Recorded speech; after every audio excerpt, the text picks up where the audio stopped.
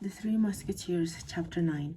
As Athos and Porthos had foreseen, D'Artagnan came back in half an hour this time too. He had missed his man who had disappeared as if by magic. D'Artagnan had run sword in hand through all the surrounding streets and had found nothing resembling the man he was looking for.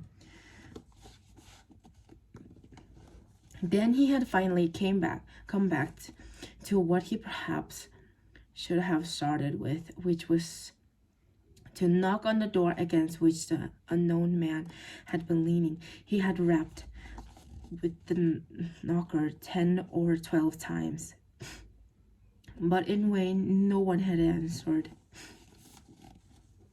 and the neighbors who attracted by the noise, who come running to their doorways or struck their noses out the window, had assured him that the house, in which moreover all the openings were closed up, had been uninhabited for 6 months, while D'Artagnan was running through the streets and knocking at doors. Aramis had joined his two companions, and so that when he came home, D'Artagnan found the reunion at full strength. Well then, the three musketeers said at once. On seeing D'Artagnan came in, sweat on his brows and his face distorted with wrath. Do you believe in appropriations? Athos asked Porthos. Me, I only believe what I've seen, and since I've never seen any appropriations, I don't believe in them. The Bible, said Aramis, makes it a law for us to believe in them. The shade of Samuel appeared to Saul, and that is an article of faith. I would be sorry to put in doubt, Porthos. In any case, man or devil, body or shade, illusion or reality, that man was born for my damnation. For his escape has cost us a splendid business, gentlemen, a business in which were 100 pistols to be gained, and maybe more.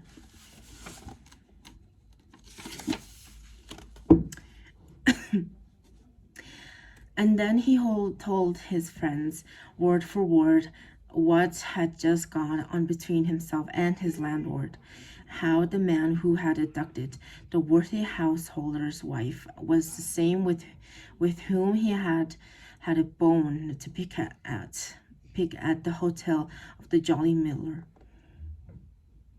It's not a bad business, said Athos, after having tasted the wine as a connoisseur and indicated with a nod of the head that he found it good. And we could get 50 or 60 pistols out of the brave man. Now it remains to find out 50 or 60 pistols are worth the trouble of risking for our heads.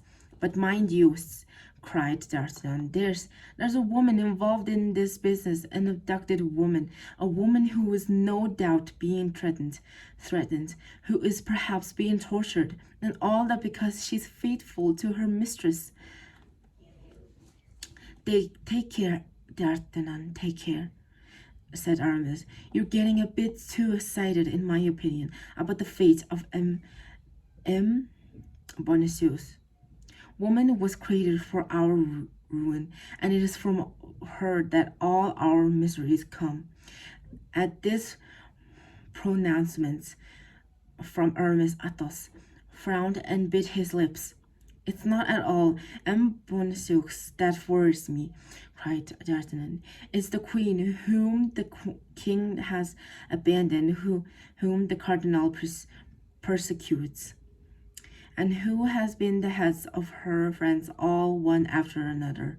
Why does she love what she detests most in the world, the Spanish and the English? Spain is her country, cried D'Artagnan, and it's quite simple why she loves the Spanish. They're children of the same land as she. As for the reproach you make against her, I've heard it and said that she loves not the English, but one Englishman. Ah, by heavens, said Athos.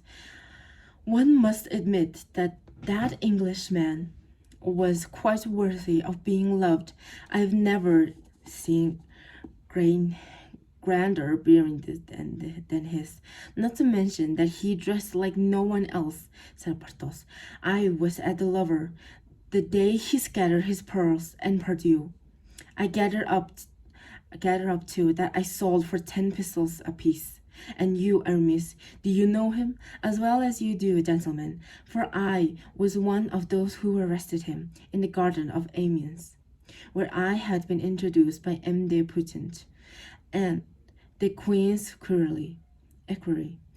I was in seminary at the time, and the adventure seemed to be cruel for the king, which wouldn't prevent me, said D'Artagnan, from taking the Duke of Buckingham by the hand if I knew where he was and bringing him to the Queen, if only as so as to enrage the cardinal. For our real, only eternal enemy, gentlemen, is the cardinal, and if we could find the means of playing him some really cruel turn, I confess I'd gladly risk my head on it. And Athos picked up the mercer you told you, D'Artagnan, that the Queen brought someone had made Buckingham come on false notice. She's afraid so. Wait, said Aramis. For what? Asked Porthos. Just a minute. I'm trying to remember the circumstances. And now I'm convicted, said D'Artagnan, that the abduction of this woman, of the Queen, is connected to the events we're speaking of, and maybe to end the Buckingham's presence in Paris.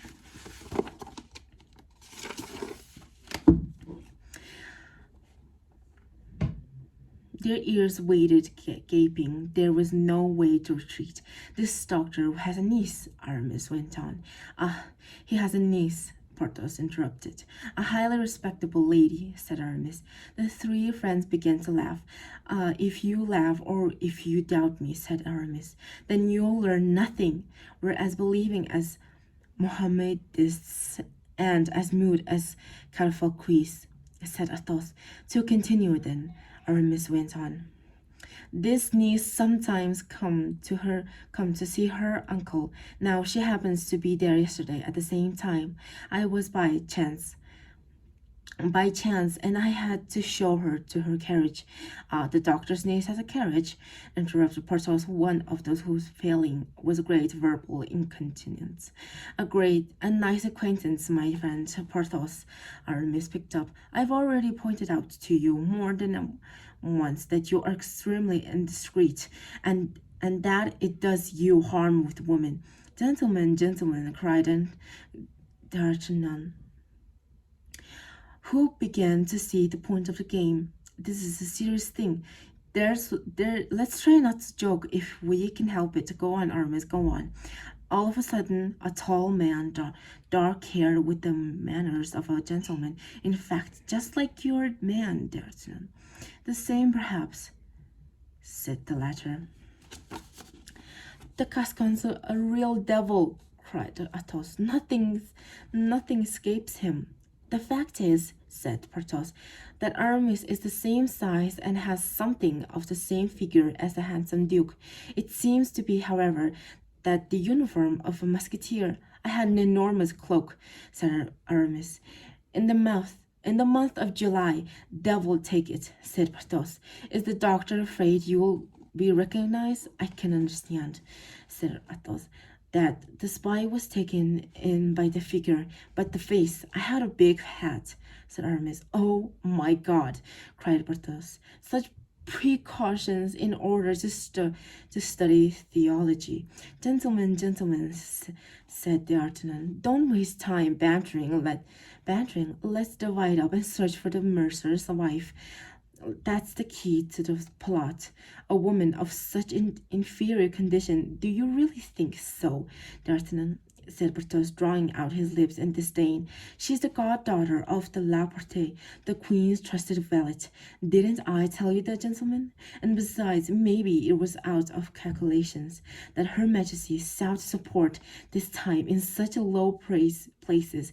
High heads can be seen from for all, and the cardinals has good eyes. Well then," said Porthos, "first come to a price with the mercer, and a good price."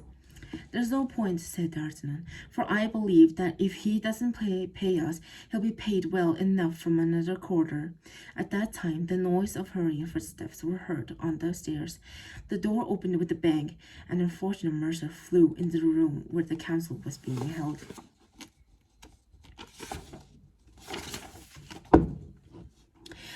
At that moment, the 4 guards appeared at the door of the antechamber, and seeing 4 musketeers standing with swords at their sides, hesitated to go further. "Come in, gentlemen, come in," cried D'Artagnan. "You are here in my home, and we are all faithful servants of the king and le cardinal. In what case, gentlemen, you won't oppose us if we carry out the orders we've received?" asked the one who seemed to be the chief of the squad. "On the contrary, gentlemen, and we'll even lend you a hand if need be." What's he saying?" murmured Porthos. "You're a ninny," said Athos. "Keep quiet." "But you promised me," the poor mercer said in a whisper. "We can only save you if we remain free," D'Artagnan replied rapidly in a whisper.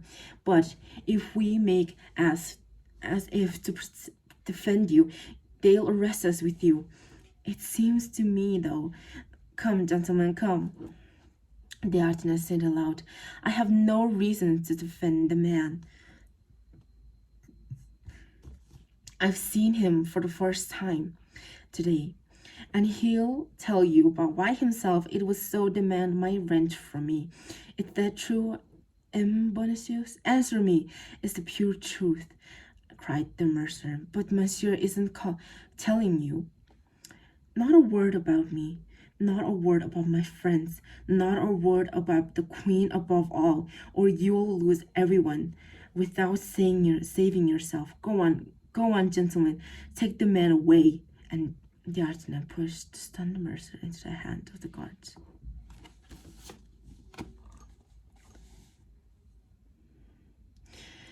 "It will be an honor for me," said the mercer, "and I accept the gratitude.